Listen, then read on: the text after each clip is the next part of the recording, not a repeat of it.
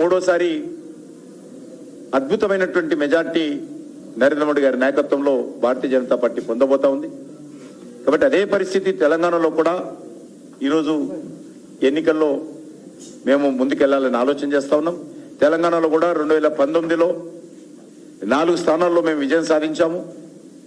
ఈసారి అత్యధికమైనటువంటి స్థానాలు నరేంద్ర మోడీ గారి నాయకత్వంలో భారతీయ జనతా పార్టీ గెలవబోతా ఉంది. తెలంగాణ ప్రజలు కూడా అన్ని కాన్స్టిట్యున్సీల్లో ఏదైతే మొన్న శాసనసభ ఎన్నికల్లో కాంగ్రెస్ పార్టీ ఖమ్మము, నల్గొండ లాంటి సీట్లలో అత్యధికమైనటువంటి శాసనసభ స్థానాలు గెలుపొందడం జరిగింది. ఈరోజు అక్కడ కూడా ఒక సానుకూలమైనటువంటి వాతావరణం ఉంది. ఖమ్మం, నల్గొండలో కూడా నరేంద్ర మోడీ గారే రావాలి, నరేంద్ర మోడీ గారికి మేము అండగా ఉంటామని ఈరోజు తెలియజేస్తున్న పరిస్థితి. ప్రధానంగా యూత్ 18 సంవత్సరాల నుంచి 35 సంవత్సరాల లోపు ఉన్నటువంటి యువత 80% ఈరోజు నరేంద్ర మోడీ గారికి అండగా ఉన్నటువంటి పరిస్థితి ఈరోజు కనిపిస్తూ ఉంది. మహిళలు కాబట్టి ఖచ్చితంగా దిశలో అన్ని వర్గాల ప్రజలు కూడా తెలంగాణలో కూడా ఆదరించాలనేది మా ఆకాంక్ష. దానికోసమే మా ప్రయత్నంగా ఏ ప్రజలైతే ఈరోజు నరేంద్ర మోడీ గారికి కావాలని కోరుకుంటున్నారో ఆ ప్రజలను కలవడం కోసమే యాత్రలు సంకల్పించడం జరిగింది. ఎవరైతే నరేంద్ర మోడీ గారి ప్రభుత్వం మూడోసారి రావాలని కోరుకుంటున్నారో వాళ్ళందరినీ ప్రత్యక్షంగా కలవడము, ఆ రకంగా ఒక సానుకూలమైనటువంటి రాజకీయ వాతావరణము భారతీయ జనతా పార్టీకి అనుకూలంగా తెలంగాణలో కూడగట్టేటువంటి ప్రయత్నం చేస్తా ఉన్నాం. మీకు అందరికీ తెలుసు, ఈ యొక్క ఎన్నికలు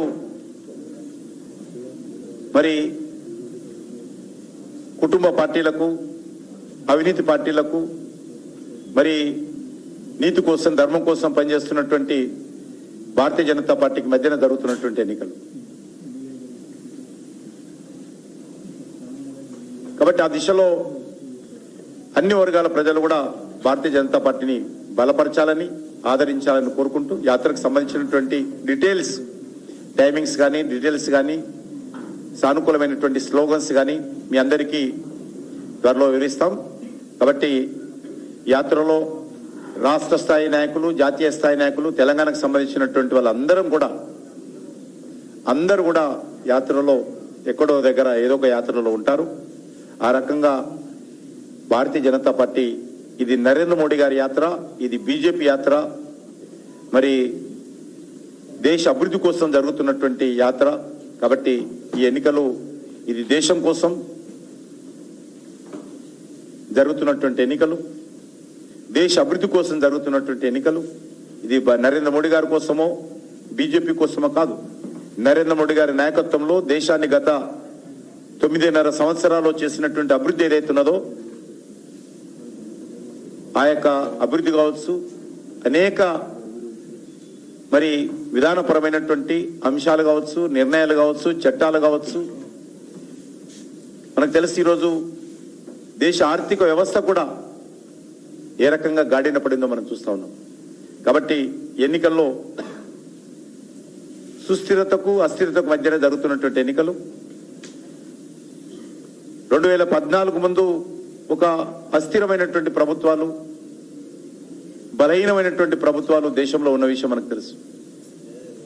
ఈరోజు నరేంద్ర మోడీ గారి నాయకత్వంలో ఒక సుస్థిరమైనటువంటి ప్రభుత్వము, మంచి మెజార్టీతో వచ్చినటువంటి ప్రభుత్వం వచ్చింది. కాబట్టి దేశాన్ని పట్టి పీడిస్తున్నటువంటి రాచపండులాగా ఉన్నటువంటి కాశ్మీర్ లాంటి సమస్యను ఆర్టికల్ 370 రద్దు ద్వారా ఈరోజు శాంతి ఏర్పాటు చేశాము. అక్కడ కూడా ఈరోజు డాక్టర్ బాబాసాహెబ్ అంబేద్కర్ యొక్క రాజ్యాంగం అమలు జరుగుతూ ఉంది. భారతదేశంలో పూర్తి స్థాయిలో జమ్మూ కాశ్మీర్ విలీనమైంది. 2014 ఎన్నికల్లో ఏదైతే అవినీతి ఎజెండా మీద ఎన్నికలు జరిగాయో ఈరోజు 9.5 సంవత్సరాల తర్వాత ధైర్యంగా ప్రతి భారతీయ జనతా పార్టీ కార్యకర్త కానీ, లేక మా ప్రభుత్వం కానీ గుండె మీద చేయి పెట్టుకొని చెప్పగలుగుతాము, ఏ ఒక్క రూపాయి అవినీతి జరగకుండా నీతి నిజాయితీతో ఈరోజు 2014లో ప్రధానమైనటువంటి ఎజెండా, అవినీతి ఎజెండా ఉందో దాన్ని కట్టుబడి ఉండాము. ఆ దిశలో నీతి నిజాయితీతో నరేంద్ర మోడీ గారి నాయకత్వంలో భారతీయ జనతా పార్టీ ప్రభుత్వం పనిచేసింది. గతంలో యూపీ హయాంలో చూసాం మనం, ప్రతిరోజు ఏదో ఒక కుంభకోణం. కేంద్ర ప్రభుత్వంలో ఉన్నటువంటి మంత్రులు జైలుకు పోయినటువంటి పరిస్థితి, అధికార పార్టీకి సంబంధించినటువంటి ఎంపీలు జైలుకి వెళ్ళినటువంటి పరిస్థితి. మరి ఈరోజు ఒక నీతి 12 లక్షల కోట్లు ఆ రోజు అవినీతి జరిగితే నీతి నిజాయితీతో నరేంద్ర మోడీ గారి ప్రభుత్వము పనిచేయడం జరిగింది. మరి ఒక సుస్థిరమైనటువంటి ప్రభుత్వం కూడా ఏర్పాటు చేయడం జరిగింది. కాబట్టి ఆ దిశలో అన్ని వర్గాల ప్రజలు కూడా భారతీయ జనతా పార్టీని ఆదరించాల్సిందిగా కోరుకుంటూ సెలవు తీసుకుంటున్నాను.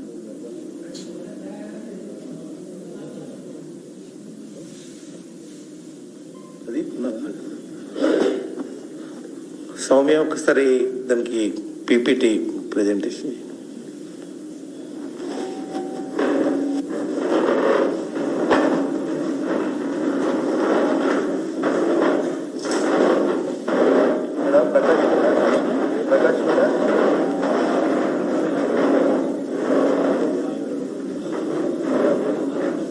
ఇటురా మౌనిక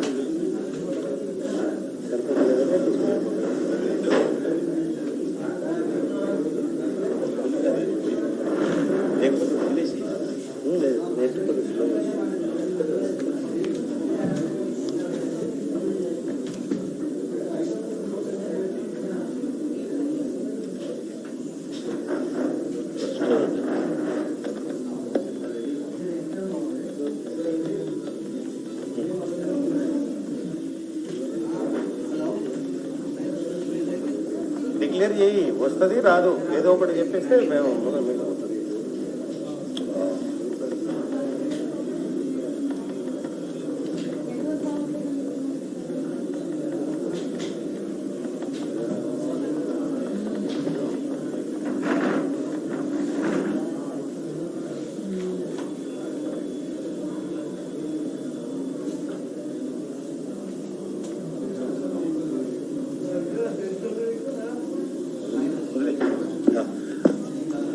ఏదన్నా వాళ్ళు ఏదన్నా ఒక్క నిమిషం అన్నా వాళ్ళు ఏదన్నా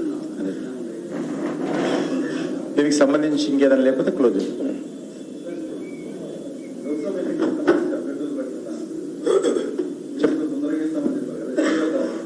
భారతీయ జనతా పార్టీ జాతీయ స్థాయిలో ఒక్క సీటు కూడా ప్రకటించలేదు.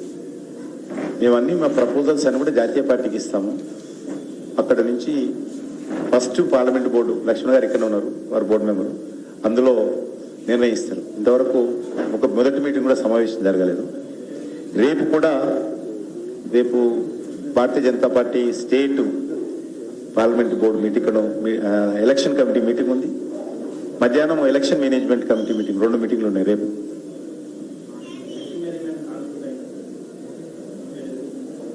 ఎలక్షన్ మేనేజ్మెంట్ కమిటీ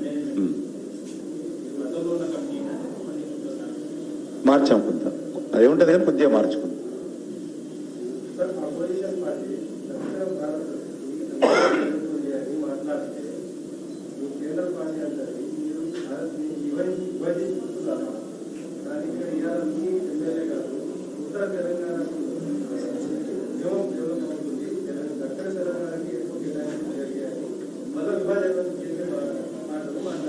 నేను అనుకుంటున్నా, నాకు ఐడియా లేదు, చూడలేదు.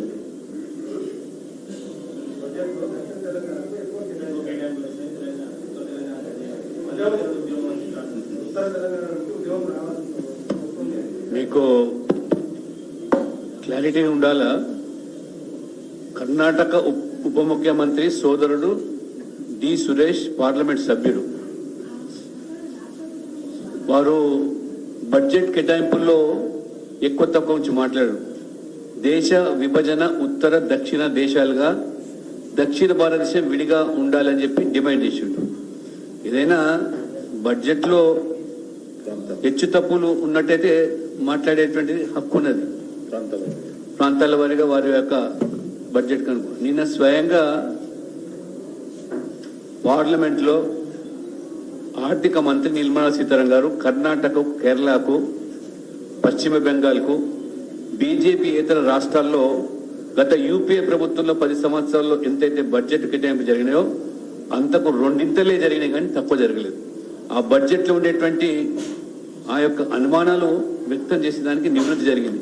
అండ్ డి సురేష్ పార్లమెంట్ సభ్యుడు స్వయంగా దక్షిణ భారతదేశం ఒక దేశంగా మారాలి, అది విభజన రాజకీయాలు అని చెప్పి మాట్లాడు.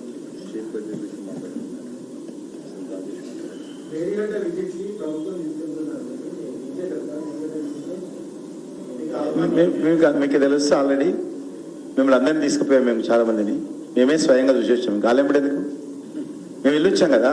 వాళ్ళకంట ముందు ఇలా ప్రభుత్వం, కాంగ్రెస్ పార్టీ ప్రభుత్వం రాకముందే మేము స్వయంగా మేడిగడ్డకి వెళ్ళి అన్ని విషయాలు తీసుకొచ్చి ఫోటోలతో సహా క్రాక్ ఉన్నటువంటి ముందు బయటపెట్టి మేమే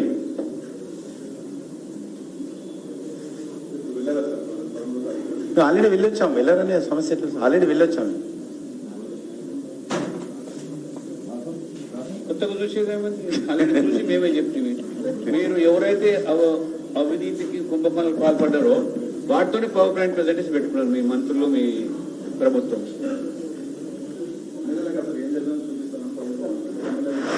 మేమంతా కూడా వారికి పూర్తి అవగాహన ఎన్నికల ముందే వెళ్ళొచ్చినాం. కిషన్ రెడ్డి గారు